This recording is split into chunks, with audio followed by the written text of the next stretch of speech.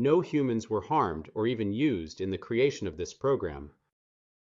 We created it from a script written by the presenter using a generative artificial intelligence platform.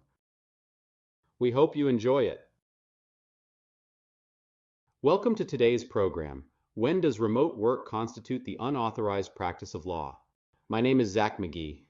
I'm a Senior Vice President, Business Affairs for Sony Pictures Entertainment. Prior to joining Sony Pictures, I was an in-house lawyer at NBC Universal, and before that, I was a lawyer at Davis Polk. I've been writing and speaking on legal education topics for the past 20 years, including having taught a course on legal ethics at Pepperdine Law School. As you might expect, I am speaking today solely on behalf of myself, and my views don't reflect those of my current or any former employers or institutions with which I've been affiliated.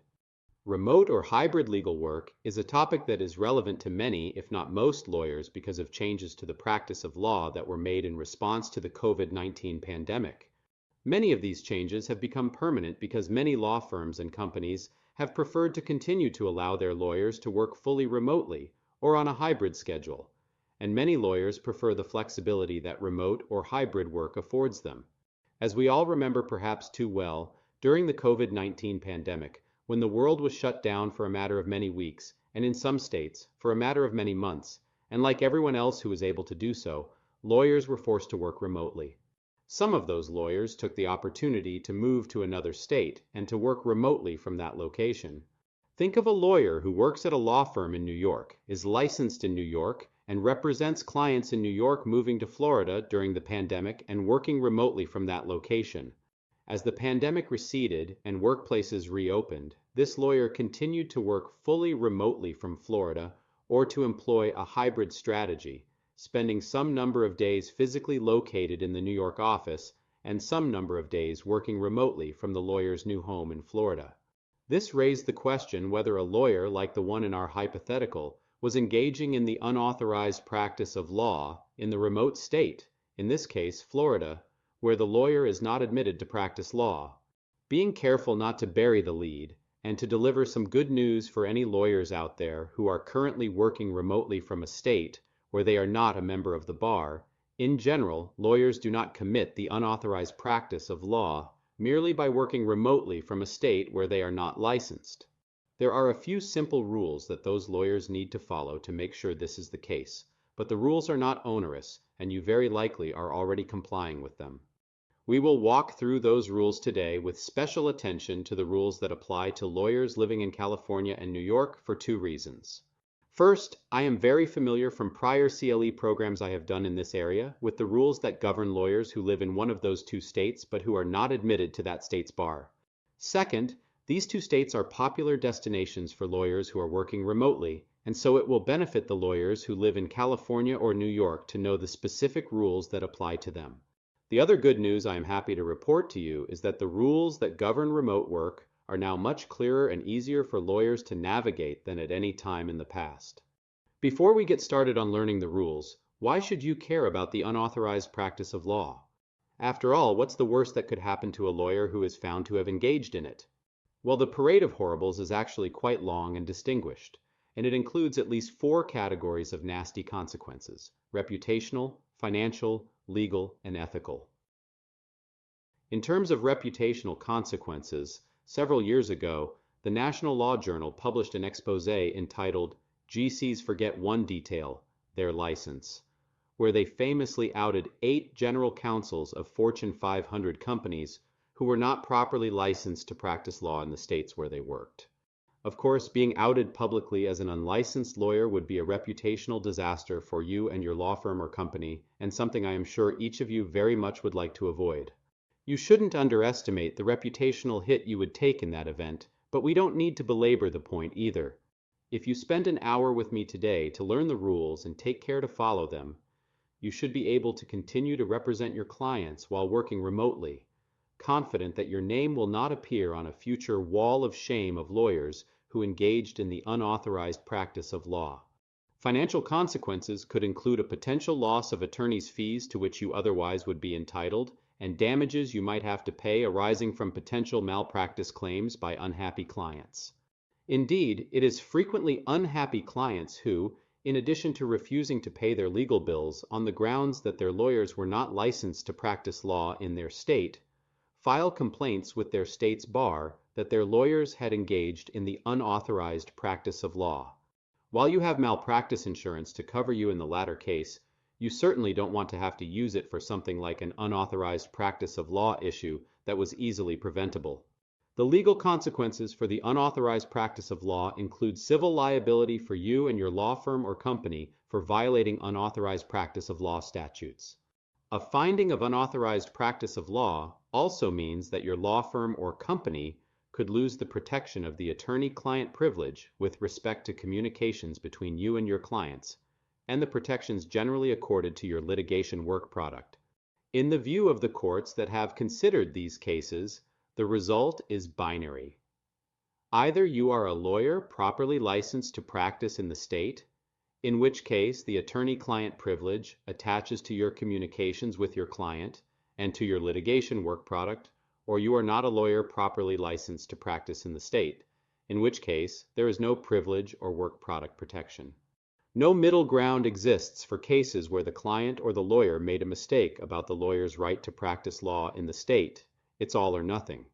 I'm sure you can imagine how unhappy your clients would be if you had to disclose internal communications everyone thought were privileged or litigation memoranda everyone believed were protected as work product.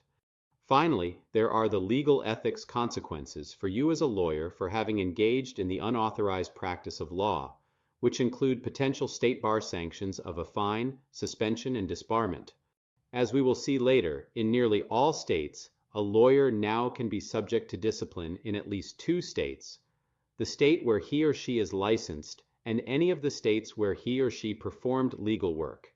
So the potential sanctions are effectively multiplied by the number of states involved. In one unfortunate example, an in-house lawyer working in Florida was sanctioned by the Ohio State Bar, the only state where the lawyer had been licensed to practice law, in part for having engaged in the unauthorized practice of law in Florida. The other part was for having failed to satisfy his CLE requirements for several years, so there is a valuable lesson here in that too. Under the regime created by the ABA model rules, the legal ethics rules in Florida also would allow that state to sanction this same lawyer either based on the lawyer's conduct that occurred in that state or in an act of reciprocity in response to the Ohio State Bar's order disciplining the lawyer, which is not uncommon. In case you are wondering how both the state bars of Ohio and Florida found out that this in-house lawyer was practicing law in Florida without a license, a former employee of the company had reported him to bar officials in both states. Clearly, this in-house lawyer had made at least one enemy at the company who decided to take his revenge on his way out the door. Other sources of potential whistleblowers are opposing parties and their counsel. So it makes sense to have your ducks in a row when it comes to practicing law in states where you are not a member of the bar. Whichever of these awful consequences you most want to avoid, reputational, financial, legal, or ethical, you are doing yourself a favor by taking the time to view this program today because you simply do not want to be on the wrong side of an unauthorized practice of law finding. Before we can discuss how the ABA and states like California and New York resolved the question whether remote work constituted the unauthorized practice of law, I need to provide some background so you can understand what the unauthorized practice of law issue was. The place to start is with ABA Model Rules 5.5 and 8.5. In case you are worried that studying ABA Model Rules might be a waste of time, I am pleased to inform you that as of September 2024, ABA Model Rules 5.5 and 8.5 have been adopted in some form or another by 48 of the 50 U.S. states plus the District of Columbia. So, this means that if you live in any state except Hawaii and Texas, and if you learn ABA Model Rules 5.5 and 8.5, you'll be pretty well covered, which is great news for today's lawyers. I would be remiss if I didn't pause briefly to contrast today's regime of nearly uniform rules with 25 years ago when we had substantial uncertainty over what, if any, legal practice outside your home state was permissible. While the ABA doesn't always get things right or make the practice of law less complicated, we should credit them in this case for promulgating ABA Model Rules 5.5 and 8.5 and persuading nearly all states to adopt them in some form. 2 decades before the COVID-19 pandemic, the ABA formed a multi-jurisdictional practice commission to study the issues raised by lawyers practicing law in states where they are not admitted. And just 2 years later, in 2002, the Commission's report and recommendations, which included amendments to ABA Model Rules 5.5 and 8.5, were adopted by the ABA and subsequently by every state except Hawaii and Texas, as well as the District of Columbia. Let's take a look at what these rules provide, starting with ABA Model Rule 5.5. This is a long rule, but it's critically important for our topic today, so we need to review it in its entirety. We'll break it down into sections a bit later, so don't worry if you find the full text of the rule hard to follow. ABA Model Rule 5.5, which is entitled Unauthorized Practice of Law, Multi-Jurisdictional Practice of Law, provides as follows. A lawyer shall not practice law in a jurisdiction in violation of the regulation of the legal profession in that jurisdiction, or assist another in doing so. B. A lawyer who is not admitted to practice in this jurisdiction shall not 1. Except as authorized by these rules or other law, establish an office or other systematic and continuous presence in this jurisdiction for the practice of law. Or 2. Hold out to the public or otherwise represent that the lawyer is admitted to practice law in this jurisdiction. C. A lawyer admitted in another United States jurisdiction and not disbarred or suspended from practice in any jurisdiction may provide legal services on a temporary basis in this jurisdiction that 1.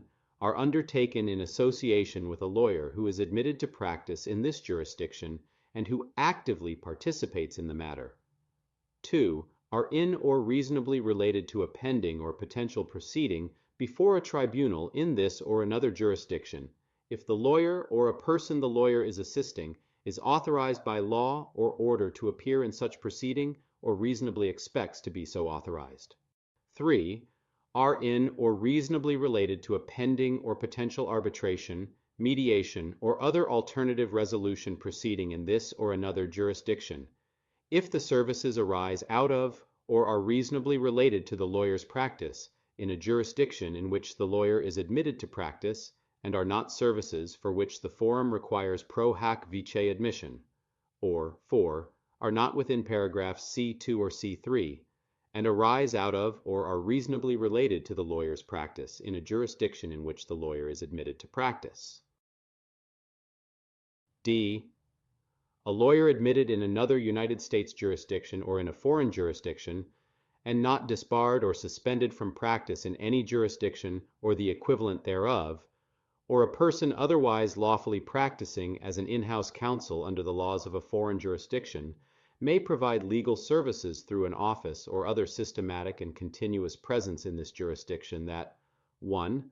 Are provided to the lawyer's employer or its organizational affiliates, are not services for which the forum requires pro hac vice admission, and when performed by a foreign lawyer and requires advice on the law of this or another U.S.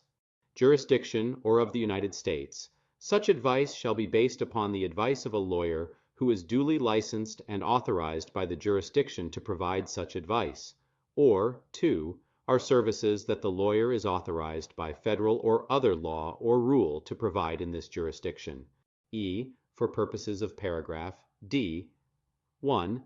The foreign lawyer must be a member in good standing of a recognized legal profession in a foreign jurisdiction, the members of which are admitted to practice as lawyers or counselors at law or the equivalent, and subject to effective regulation and discipline by a duly constituted professional body or a public authority. Or 2. The person otherwise lawfully practicing as an in-house counsel under the laws of a foreign jurisdiction must be authorized to practice under this rule by, in the exercise of its discretion, the highest court of this jurisdiction. Before we get into the specifics, it's important to recognize what a step forward ABA Model Rule 5.5 was when it was adopted by the ABA and later by the individual states. For the first time in American legal practice, you have a rule that affirmatively allowed a lawyer to practice law on a temporary basis in a state where he or she is not admitted. Prior to ABA Model Rule 5.5c, there was no such authority, and all such law practice was undertaken at the lawyer's risk. This was a huge step forward for lawyers and our clients, and we should thank the ABA for driving this change. Now, as we will see in a moment, ABA Model Rule 5.5 does not directly authorize remote work, nor does it give lawyers carte blanche to practice law outside their home states, even on a temporary basis. And you should think about the public policies behind the unauthorized practice of law statutes as the main reasons why. These policies were in part a desire to ensure that clients in a state received competent representation, and in part a desire to protect lawyers in that state from competition from lawyers in other states. You can have a healthy debate about whether the desire to protect in-state clients and/or in-state lawyers remain valid objectives in today's world, but the fact that those concerns still exist explains why neither the ABA nor the individual states who have adopted ABA Model Rule 5.5 were willing to go further than they did in authorizing lawyers to practice across state lines. But prior to the ABA driving these amendments to ABA Model Rule 5.5, any law practice outside your home state was undertaken at your peril. Period, full stop. While ABA Model Rule 5.5 did for the first time authorize lawyers to practice across state lines, it did so only for temporary practice by the lawyer, which temporary practice also had to fit within one of the 4 specific categories that are set out in ABA Model Rule 5.5c 1-4. Importantly, remote work is not considered temporary because lawyers who are engaging in remote or hybrid work generally are doing so on a permanent basis. That is why when remote work became the norm during the pandemic, ABA Model Rule 5.5 raised an unauthorized practice of law issue for thousands of lawyers. Going back to our hypothetical, we have a New York lawyer who is licensed in New York and who represents New York clients, but the lawyer moved to Florida during the pandemic and is now living and working permanently in Florida. For this reason, ABA Model Rule 5.5c, which permits a lawyer to engage in the temporary practice of law under certain circumstances in a state where the lawyer is not admitted, does not apply to our remote lawyer. On the contrary, it is ABA Model Rule 5.5a that applies to our lawyer, which states that a lawyer shall not practice law in a jurisdiction in violation of the regulation of the legal profession in that jurisdiction, or assist another in doing so. Our remote lawyer is clearly practicing law in Florida by living and working in Florida, and because our lawyer is not a member of the Florida Bar, the clear language of ABA Model Rule 5.5a would seem to put our lawyer in jeopardy. Finally, while we are talking about an ABA model rule here, as noted, Florida was one of the states that had adopted ABA Model Rule 5.5 before the pandemic hit in early 2020 and lawyers started working remotely. The other apparent problem for our remote lawyer is ABA Model Rule 8.5a. ABA Model Rule 8.5a, which Florida also had adopted prior to the pandemic, provides as follows: disciplinary authority. A lawyer admitted to practice in this jurisdiction is subject to the disciplinary authority of this jurisdiction, regardless of where the lawyer's conduct occurs. A lawyer not admitted in this jurisdiction is also subject to the disciplinary authority of this jurisdiction if the lawyer provides or offers to provide any legal services in this jurisdiction. A lawyer may be subject to the disciplinary authority of both this jurisdiction and another jurisdiction for the same conduct. What does this mean for our remote lawyer? First, ABA Model Rule 8.5a provides that a lawyer admitted to practice in a jurisdiction is subject to the disciplinary authority of that jurisdiction, regardless of where the lawyer's conduct occurs. So our remote lawyer who is admitted in New York is always subject to the disciplinary authority of New York, even when the lawyer is performing legal services in another state. Put another way, you can never escape the disciplinary authority of the state or states in which you are a member of the bar. Second, ABA Model Rule 8.5a provides that our remote lawyer is also now subject to the authority and jurisdiction of the state bar in the state where the lawyer's practice of law occurs, in this case, Florida. So, our remote lawyer is now expressly subject to the jurisdiction and disciplinary authority of the Florida State Bar, in addition to New York. With that background on ABA Model Rules 5.5 and 8.5, you can see how our hypothetical illustrates pretty clearly the unauthorized practice of law issue raised by remote work. Thankfully, and in the midst of the pandemic, the ABA Standing Committee on Ethics and Professional Responsibility stepped in to provide timely guidance on remote work by issuing Formal Ethics Opinion number 495 in December 2020. To cut to the chase, that opinion concluded that lawyers may remotely practice the law of the jurisdictions in which they are licensed, while physically present in a jurisdiction in which they are not admitted if the local jurisdiction has not determined that the conduct is the unlicensed or unauthorized practice of law, and if they do not hold themselves out as being licensed to practice in the local jurisdiction, do not advertise or otherwise hold out as having an office in the local jurisdiction, and do not provide or offer to provide legal services in the local jurisdiction. This practice may include the law of their licensing jurisdiction or other law as permitted by ABA Model Rule 5.5c or d, including, for instance, temporary practice involving other states or federal laws. Having local contact information on websites, letterhead, business cards, advertising, or the like would improperly establish a local office or local presence under the ABA Model Rules. Because the ABA does not have the authority to opine on state unauthorized practice of law statutes, it had to defer to the states on that key issue, but at the same time, its opinion that remote work should be allowed stood to carry great weight when the states took up that question. So, as applied to our hypothetical, the ABA has opined that a New York lawyer practicing law remotely from Florida would not be violating ABA Model Rule 5.5a as long as Florida doesn't consider remote work to constitute the unauthorized practice of law under Florida law.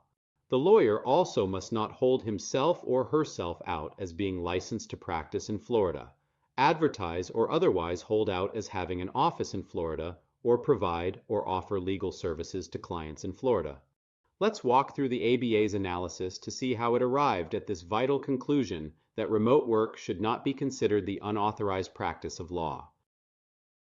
The ABA began by framing up the problem as follows. Lawyers, like others, have more frequently been working remotely, practicing law mainly through electronic means. Technology has made it possible for a lawyer to practice virtually in a jurisdiction where the lawyer is licensed, providing legal services to residents of that jurisdiction, even though the lawyer may be physically located in a different jurisdiction where the lawyer is not licensed.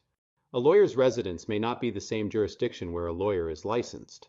Thus, some lawyers have either chosen or been forced to remotely carry on their practice of the law of the jurisdiction or jurisdictions in which they are licensed while being physically present in a jurisdiction in which they are not licensed to practice. Lawyers may ethically engage in practicing law as authorized by their licensing jurisdictions, while being physically present in a jurisdiction in which they are not admitted under specific circumstances enumerated in this opinion. I think the ABA did a fine job explaining the situation. What is interesting to me is that the ABA could not possibly have expected that the remote work by lawyers, which the pandemic required because most offices were closed, would continue once the pandemic had ended. As noted, remote or hybrid work has persisted because many lawyers prefer the flexibility that it affords them, and many law firms and companies prefer it as well because they can reduce their office space and take advantage of productivity gains by lawyers who no longer need to commute to work, among other benefits. Now, there are some law firms and companies that are moving the other direction, requiring their employees to be physically present in the office some number of days, including some companies that have reverted back to a 5 days a week in the office policy. At this time, those companies are in the minority, and most companies, including most law firms, continue to afford their employees some flexibility, whether that is fully remote work or some hybrid work schedule. If the ABA had the benefit of 2020 hindsight, would it have been so eager to bless remote work by lawyers now that remote work appears to be a permanent feature of most law practice? Clearly, we'll never know, but it's an interesting question. That said, it's all academic because since the ABA made its determination, 30 states have followed suit. So whatever misgivings the ABA or these states might have had about blessing remote work, that train, as they say, has left the station, and it would be very difficult to turn it around the other way at this point. In Formal Opinion number 495, the ABA began its analysis just as we did with ABA Model Rule 5.5a. Here is the ABA in its own words. ABA Model Rule 5.5a prohibits lawyers from engaging in the unauthorized practice of law. A lawyer shall not practice law in a jurisdiction in violation of the regulation of the legal profession in that jurisdiction, or assist another in doing so, unless authorized by the rules or law to do so. It is not this committee's purview to determine matters of law. Thus, this committee will not opine whether working remotely by practicing the law of one's licensing jurisdiction in a particular jurisdiction where one is not licensed constitutes the unauthorized practice of law under the law of that jurisdiction. If a particular jurisdiction has made the determination by statute, rule, case law, or opinion that a lawyer working remotely while physically located in that jurisdiction constitutes the unauthorized or unlicensed practice of law, then Model Rule 5.5a also would prohibit the lawyer from doing so. So this is the necessary carve-out that I mentioned because the ABA does not have the authority to determine, for example in our hypothetical, whether our remote lawyer's conduct violates Florida's unauthorized practice of law statutes. Only Florida can decide that, but as a practical matter and as it came to pass, the ABA's determination that it should not be so considered carried substantial weight when Florida and the other states took up this question in the months and years that followed. The ABA continued. Absent such a determination, this committee's opinion is that a lawyer may practice law pursuant to the jurisdictions in which the lawyer is licensed, the licensing jurisdiction, even from a physical location where the lawyer is not licensed, the local jurisdiction, under specific parameters. Authorization in the licensing jurisdiction can be by licensure of the highest court of a state or a federal court. For purposes of this opinion, practice of the licensing jurisdiction law may include the law of the licensing jurisdiction and other law as permitted by ABA Model Rule 5.5c or d, including, for instance, temporary practice involving other states or federal laws. In other words, the lawyer may practice from home or other remote location, whatever laws the lawyer is authorized to practice by the lawyer's licensing jurisdiction, as they would from their office in the licensing jurisdiction. As recognized by Rule 5.5d2, a federal agency may also authorize lawyers to appear before it in any U.S. jurisdiction. The rules are considered rules of reason, and their purpose must be examined to determine their meaning. Comment 2 indicates the purpose of the rule.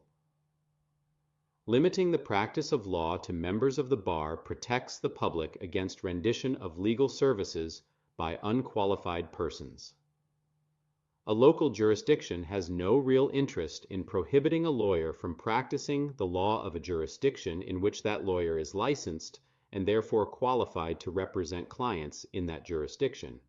A local jurisdiction, however, does have an interest in ensuring lawyers practicing in its jurisdiction are competent to do so. This section contains the meat of the ABA's reasoning, and there is a lot to unpack here.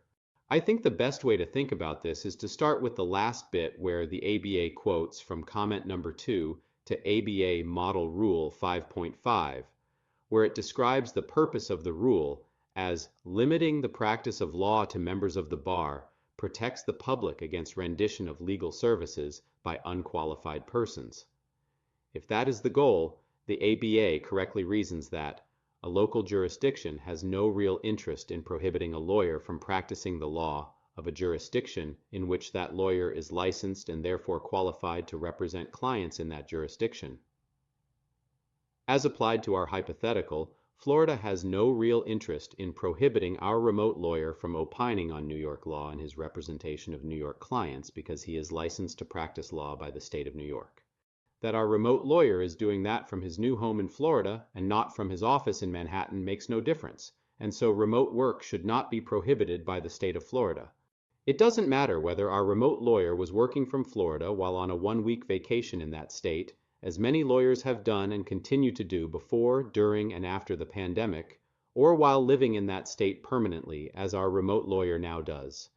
This is the crux of why the ABA determined that remote work should not constitute the unauthorized practice of law in any state where a remote lawyer happens to be working. Clearly, its reasoning is sound, and the ABA came to the right conclusion here. Turning now to the rules remote lawyers must follow, the best way to think about those is to start with what legitimate interest the remote state does have, according to comment number 2, which is that a local jurisdiction, however, does have an interest in ensuring lawyers practicing in its jurisdiction are competent to do so. In other words, the remote state has a legitimate interest in protecting its citizens from incompetent lawyers, which it does by requiring lawyers who seek to represent its citizens to be licensed. Returning to ABA Model Rule 5.5, we have Section B1 that prohibits a lawyer from establishing an office or other systematic and continuous presence in the jurisdiction in which the lawyer is not licensed for the practice of law. Here is what the ABA said about that section. Words in the rules, unless otherwise defined, are given their ordinary meaning. Establish means to found, institute, build, or bring into being on a firm or stable basis. A local office is not established within the meaning of the rule by the lawyer working in the local jurisdiction if the lawyer does not hold out to the public an address in the local jurisdiction as an office, and a local jurisdiction address does not appear on letterhead, business cards, websites, or other indicia of a lawyer's presence. Likewise, it does not establish a systematic and continuous presence in the jurisdiction for the practice of law, since the lawyer is neither practicing the law of the local jurisdiction nor holding out the availability to do so. The lawyer's physical presence in the local jurisdiction is incidental. It is not for the practice of law. Conversely, a lawyer who includes a local jurisdiction address on websites, letterhead, business cards, or advertising may be said to have established an office or a systematic and continuous presence in the local jurisdiction for the practice of law. So, the first rule of remote work is that lawyers must not hold out to the public an address in the local jurisdiction as an office, and must ensure that a local jurisdiction address does not appear on letterhead, business cards, websites, or other indicia of a lawyer's presence. Doing the opposite could attract clients in the local jurisdiction, and that is what the ABA is saying remote lawyers cannot do. Again, eminently sensible and an easy rule for all lawyers like our remote lawyer in Florida to comply with. The ABA opinion continued. Subparagraph B2 prohibits a lawyer from holding out to the public or otherwise representing that the lawyer is admitted to practice law in the jurisdiction in which the lawyer is not admitted to practice. A lawyer practicing remotely from a local jurisdiction may not state or imply that the lawyer is licensed to practice law in the local jurisdiction. Again, information provided on websites, letterhead, business cards, or advertising would be indicia of whether a lawyer is holding out as practicing law in the local jurisdiction. If the lawyer's website, letterhead, business cards, advertising, and the like clearly indicate the lawyer's jurisdictional limitations, do not provide an address in the local jurisdiction, and do not offer to provide legal services in the local jurisdiction, the lawyer has not held out as prohibited by the rule. So the second rule of remote work is that lawyers may not state or imply that the lawyer is licensed to practice law in the local jurisdiction. Doing the opposite could attract clients in the local jurisdiction, and that is what the ABA once again is saying that is what remote lawyers cannot do. Once again, an easy rule for all lawyers like our remote lawyer in Florida to follow. The ABA concludes formal opinion number 495 as follows. The purpose of Model Rule 5.5 is to protect the public from unlicensed and unqualified practitioners of law. That purpose is not served by prohibiting a lawyer from practicing the law of a jurisdiction in which the lawyer is licensed. For clients with matters in that jurisdiction, if the lawyer is for all intents and purposes invisible as a lawyer to a local jurisdiction where the lawyer is physically located but not licensed. The committee's opinion is that in the absence of a local jurisdiction's finding that the activity constitutes the unauthorized practice of law, a lawyer may practice the law authorized by the lawyer's licensing jurisdiction for clients of that jurisdiction, while physically located in a jurisdiction where the lawyer is not licensed if the lawyer does not hold out the lawyer's presence or availability to perform legal services in the local jurisdiction, or actually provide legal services for matters subject to the local jurisdiction, unless otherwise authorized. Well said, and nothing for me to add here. The only real question that remained after the ABA issued Formal Opinion Number 495 was whether states were going to follow the ABA in determining that lawyers who followed these two rules were not engaging in the unauthorized practice of law. On the one hand, 48 states and the District of Columbia already had adopted ABA model rules 5.5 and 8.5, which suggested that those states also would be inclined to give substantial deference to the ABA's interpretation of those rules. On the other hand, the ABA made clear in Formal Opinion Number 495 that it was not empowered to reach the unauthorized practice of law question, and that each state had to make that determination for itself. Thankfully, in the months and years that followed the ABA's issuance of Formal Opinion Number 495 in December 2020, nearly 30 states and the District of Columbia, including each of the top 5 states that have the most practicing lawyers, which are New York, Maryland, Massachusetts, Connecticut, and Illinois, plus other common remote work destinations such as Florida and California, followed the ABA's lead and confirmed that remote work by lawyers in their states does not constitute the unauthorized practice of law as long as the lawyers follow the basic rules outlined above. In light of the determinations by these key states, you are very likely on safe ground if you are working remotely in a state where you are not admitted as long as you are following the two rules of remote work, which are 1. You must not hold out to the public an address in the local jurisdiction as an office, and must ensure that a local jurisdiction address does not appear on letterhead, business cards, websites, or other indicia of a lawyer's presence. And 2. You must not state or imply that the lawyer is licensed to practice law in the local jurisdiction.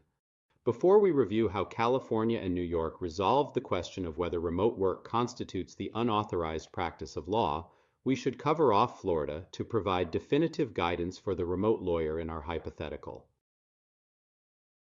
In May 2021, the Standing Committee on the Unlicensed Practice of Law of the Florida Bar issued Formal Advisory Opinion Number SC 20-1220 in response to a request from a New Jersey lawyer who had moved to Florida and was continuing to practice law remotely from his new home in Florida.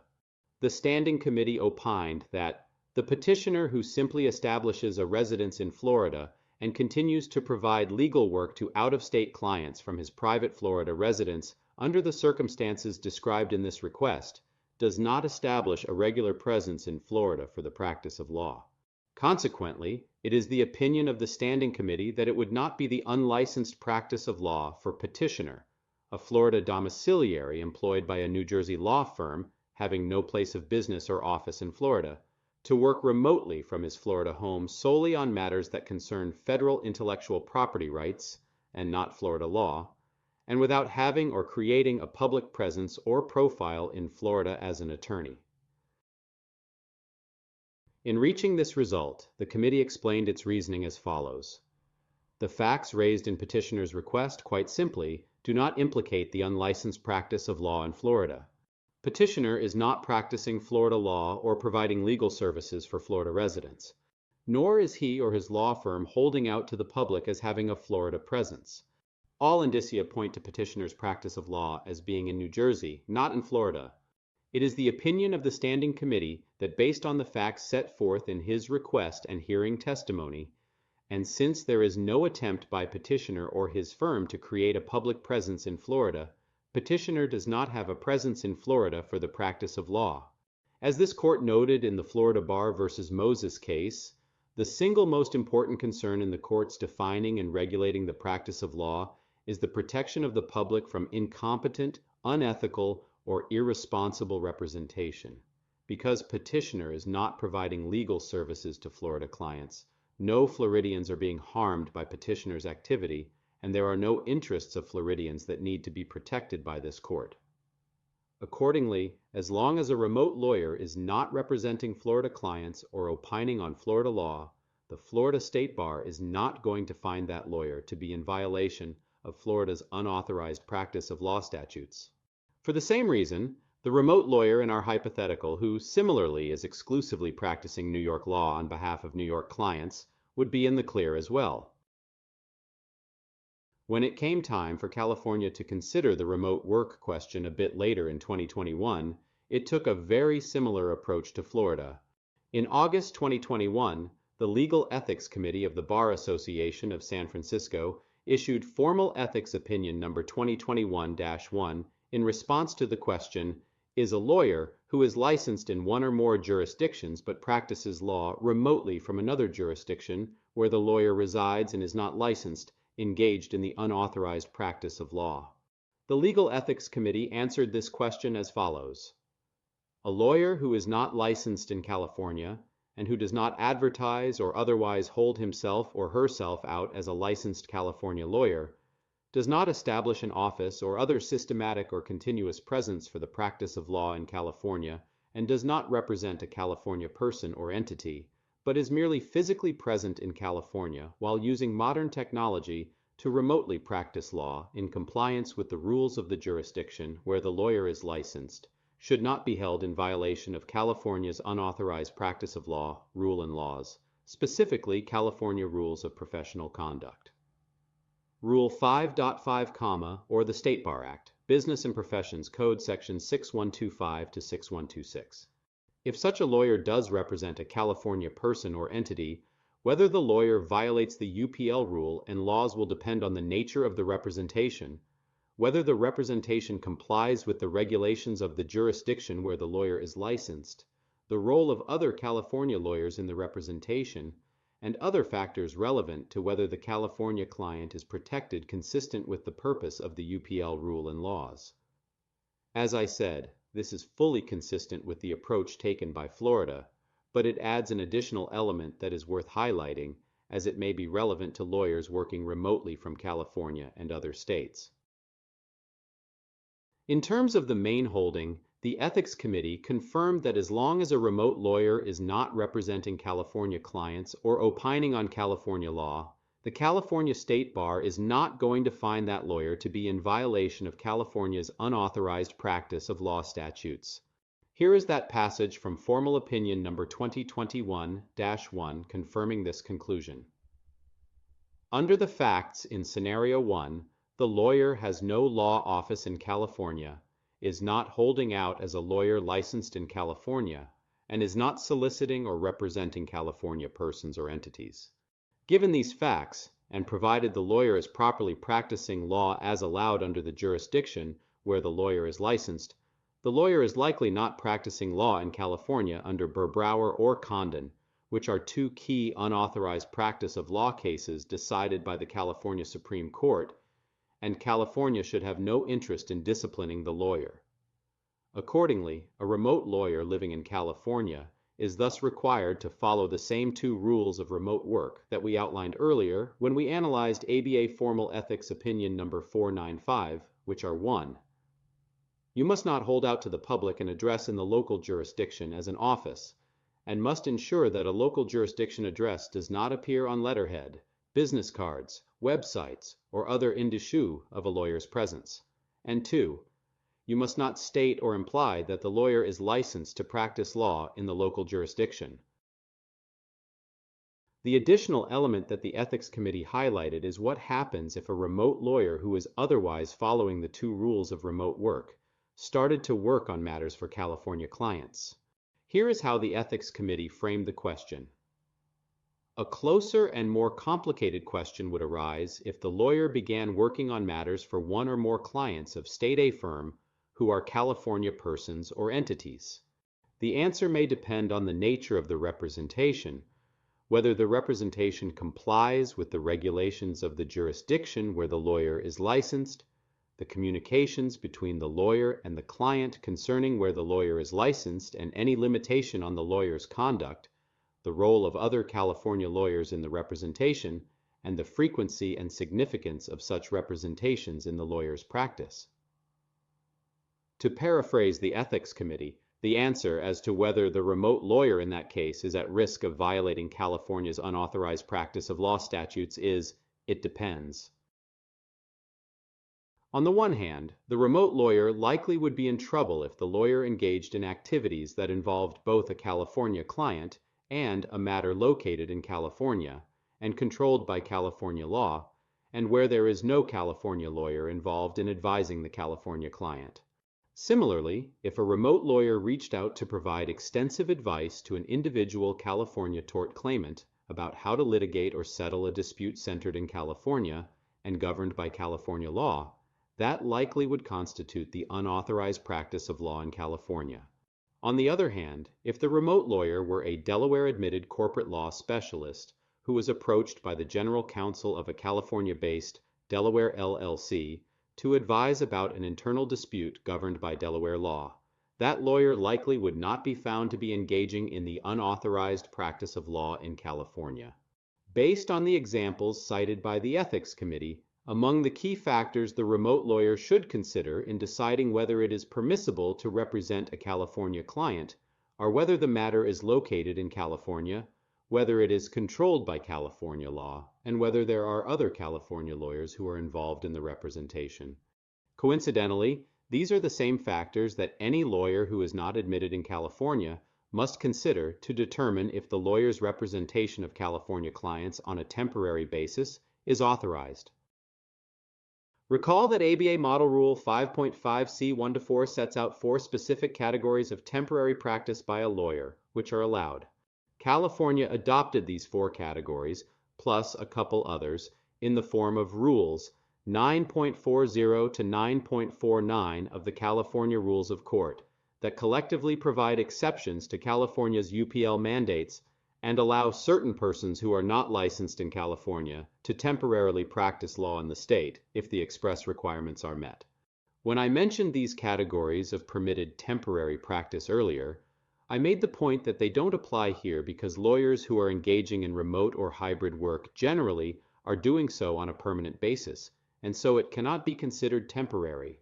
That is true, but what the Ethics Committee in California is saying is that the same considerations that underlie these categories of permitted temporary practice are the same ones that we should use to decide whether the activities of remote lawyers living in California cross the line into the unauthorized practice of law when California clients are involved. That is because the unauthorized practice of law is less about where the lawyer lives and more about the risk of harm to California clients. Here is how the California Ethics Committee explained its reasoning. More generally, in line with the holdings in Burbrower and Condon, if a lawyer was doing nothing more for California persons or entities than the lawyer could permissibly have done when physically in the jurisdiction where the lawyer is licensed in compliance with that jurisdiction's rules and laws, as well as the applicable California rules and laws, including CRC Rules 9.40-9.49 where appropriate. The mere fact that the lawyer is living in California for personal reasons while providing those services to California persons or entities might well fall within the rubric of fortuitous or attenuated contacts that do not rise to the level of practicing law in California in violation of Section 6125. After all, as Condon stated over 2 decades ago, it is insular to assume that only California lawyers can be trained in California law. Surely the citizens of states outside of California should not have to retain California lawyers to advise them on California law. Given the technological developments since Condon, and particularly the recent advent of remote representation in response to the COVID-19 pandemic, it would not be unreasonable for the courts and the state bar to decide that the practice of law in California turns less on geography and more on the relative risk of harm posed to California individuals and entities. To summarize, a remote lawyer does not commit the unauthorized practice of law in California as long as the lawyer follows our 2 rules of remote work, which are 1. You must not hold out to the public an address in the local jurisdiction as an office, and must ensure that a local jurisdiction address does not appear on letterhead, business cards, websites, or other indicia of a lawyer's presence. And 2. You must not state or imply that the lawyer is licensed to practice law in the local jurisdiction. If a remote lawyer is being asked to provide advice to any California persons or entities, The lawyer should consider the same factors that would allow any lawyer to practice law on a temporary basis in California, which in California are set out in Rules 9.40 to 9.49 of the California Rules of Court that track ABA Model Rule 5.5 C1 to 4. These factors include whether the matter is located in California, whether it is controlled by California law, and whether there are other California lawyers who are involved in the representation. At the end of the day, it is less about where the remote lawyer is living, that is, in California or in another state, and more about the risk of potential harm to California clients that these rules are intended to mitigate. When it came time for New York to consider the remote work question, it took a very similar approach to California. In November 2021, the New York Court of Appeals added New York Rule of Court 523.5 entitled Working from Home, which provided as follows. A lawyer who is not admitted to practice in this state, but who is authorized to practice law in one or more other jurisdictions identified in Section 523.2A1, may practice law from a temporary or permanent residence or other temporary or permanent location in this state to the same extent that such lawyer is permitted to practice law in the jurisdictions where the lawyer is duly admitted or authorized, provided A. The lawyer does not practice the law of this state except to the extent permitted by this part, by other laws of this state, and by the laws of jurisdictions in which the lawyer is authorized to practice. B. The lawyer does not use advertising, oral representations, business letterhead, websites, signage, business cards, email signature blocks, or other communications to hold themselves out, publicly or privately, as authorized to practice law in this state or as having an office for the practice of law in this state. C. The lawyer does not solicit or accept residents or citizens of New York as clients on matters that the lawyer knows primarily require advice on the state or local law of New York, except as permitted by 22 NYCRR Section 522.4, the in-house registration rule, or by other New York or federal law. D. The lawyer does not regularly conduct in-person meetings with clients or third persons in New York, except as would otherwise be permitted under Section 523.2 of this part. And E. When the lawyer knows, or reasonably should know, that a person with whom the lawyer is dealing mistakenly believes that the lawyer is authorized to practice in this state, the lawyer shall make diligent efforts to correct the misunderstanding. Accordingly, a remote lawyer living in New York does not commit the unauthorized practice of law in New York as long as the lawyer followed the same two rules of remote work that we outlined earlier when we analyzed ABA Formal Ethics Opinion number 495, which are 1. You must not hold out to the public an address in the local jurisdiction as an office, and must ensure that a local jurisdiction address does not appear on letterhead, business cards, websites, or other indicia of a lawyer's presence. And 2. You must not state or imply that the lawyer is licensed to practice law in the local jurisdiction. I am sure you will agree that we are fortunate to have such unanimity among key states like California, Florida, and New York with regard to remote work, as that is not always the case with other issues that arise under the legal ethics rules, where the governing rules can vary significantly from state to state. New York's adoption of Rule of Court 523.5 was supported by a formal report issued by the New York City Bar Association that introduced the problem the new rule was looking to solve as follows. Prior to the recent COVID-19 pandemic, lawyers and other professionals worked from their homes on an occasional basis. Since the pandemic and because of improvements to video communications and the proliferation of software facilitating working remotely, it appears that work patterns have changed. It is expected that lawyers may continue to work remotely from their homes, but now on a more long-term basis. This report proposes the adoption of a new court rule designed to formalize what we believe has always been the case. Namely, that the fact that a person is physically situated in this state while practicing law in another jurisdiction does not mean that they are practicing law in this state. In other words, it is the nature of the person's work and their public presence, not their physical location, which is determinative of whether a person is engaged in the unauthorized practice of law. Given New York's location in the tri-state area, the New York City Bar Association made a compelling, common-sense case against reaching a different conclusion with the following examples. To take the view that, say, Connecticut or New Jersey lawyers, working from their residence in New York on Connecticut or New Jersey matters, are engaged in the unauthorized practice of law in New York, would be to discourage such lawyers from residing in the state, with all of the revenue and other benefits such residence brings to this state. It would also ignore the growing reality of work-from-home situations in law practice and a variety of other industries. Further, the New York rules against unauthorized practice are primarily designed to protect the New York public, and the public is not put at risk when lawyers happen to be working remotely from their New York residence while practicing law in other jurisdictions. Similarly, many New York lawyers reside in adjoining states such as Connecticut and New Jersey. Although we do not believe that New York considers those lawyers to be engaged in the unauthorized practice of law every time they cross the New York border to return home, our hope is that clarifying New York's position will encourage such other states to reciprocate and thus provide similar comfort that New York lawyers need not fear that working from their homes in such states will result in liability for unauthorized practice of law claims. All of this seems sensible and consistent with the way that the ABA, California, and Florida analyze the issues raised by remote work, namely that it turns less on where the lawyer is located and more on the nature of the legal work being performed. To quote the New York City Bar Association one final time, quote, "Our proposed amendments are also in accord with the recent American Bar Association ethics opinion, which observes that unauthorized law prohibitions are designed to protect the public from unlicensed and unqualified practitioners of law.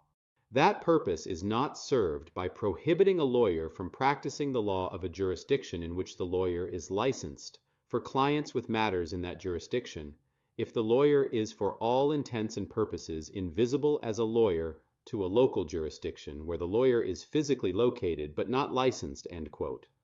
Interestingly, and unlike California, New York did not take up the additional question of what happens if a remote lawyer who is otherwise following the two rules of remote work started to work on matters for New York clients. As was true in California, the four specific categories of temporary practice by a lawyer that are allowed under ABA Model Rule 5.5C1-4, which New York adopted as New York. Rule of Court 523.2 do not apply to remote lawyers because those lawyers are engaging in remote or hybrid work on a permanent basis, and so it cannot be considered temporary. That said, I think it highly likely that New York would follow California's approach to the question whether a remote lawyer in that case is at risk of violating New York's unauthorized practice of law statutes, which is that it depends, and the factors that the remote lawyer would need to consider are the same factors that would allow any lawyer to practice law on a temporary basis in New York, which are set out in New York. Rule of Court 523.2 that tracks ABA Model Rule 5.5C1-4. C.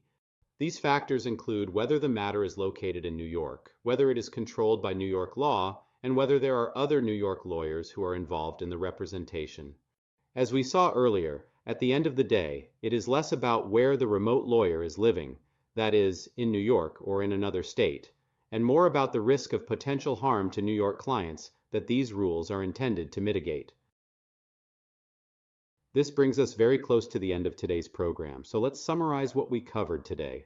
The overarching take-home message is that lawyers do not commit the unauthorized practice of law merely by working remotely from a state where they are not licensed, as long as those lawyers follow the two rules of remote work.